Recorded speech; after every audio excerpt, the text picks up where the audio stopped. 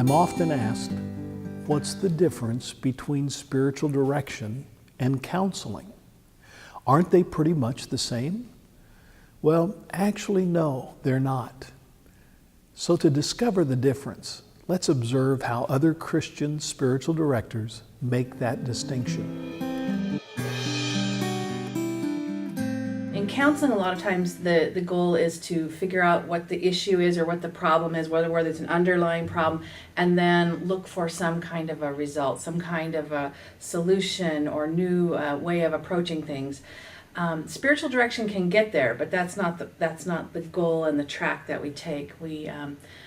Like I said, God is the director, and sometimes the process that God takes to move someone towards healing or towards new understanding, it's not always linear, and it's not always where we can sit down with our minds and figure out we're going to get from here over to that result, and that's the direction we're going to take. So it's really just sitting before God and letting God direct the path of uncovering things and looking at them before Him.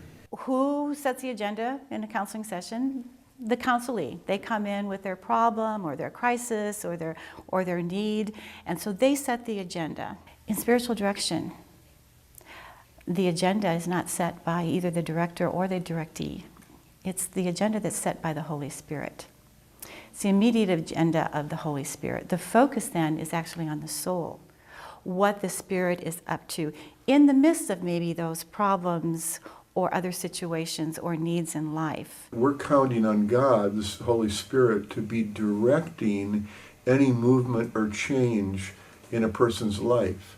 And we don't come into the relationship as a therapist would to try to solve a problem, to try to fix something, but rather simply to invite them really to open up to the resources God has given them, gifts He has given them, or simply His presence that will help them understand how to move maybe to a new place, how to take hold of more of the grace that God is offering them. I think one of the things that I notice when I see that confusion of counseling versus spiritual direction, it's an opportunity, a moment to say that Jesus Christ is the great healer and He is here, and what would you want Him to heal in you? And so it almost removes me from the conversation and gives them the opportunity to go right to the foot of the cross and say, this is what I need healing for.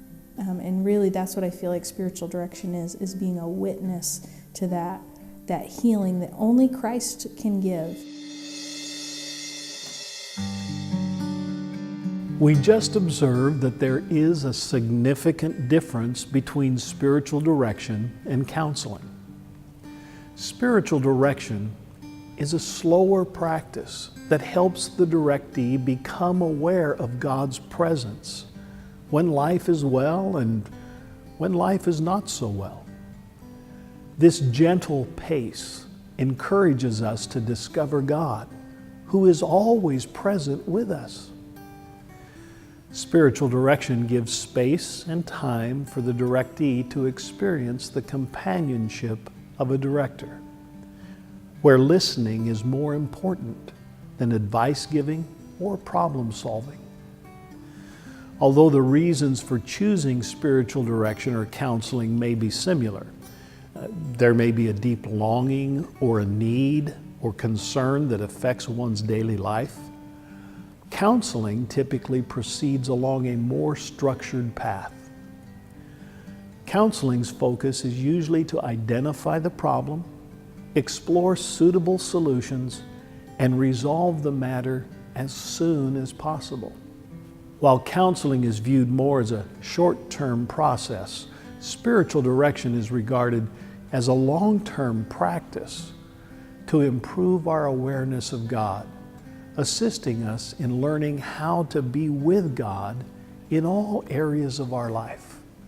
While problems do find resolution in spiritual direction, the process is different. The focus of the therapist generally seeks ways to find solutions to the problem. The spiritual director's focus is to help their directee discover God in the problem. Typically, in counseling, the counselor sets the agenda. In spiritual direction, it's the Holy Spirit that establishes the agenda.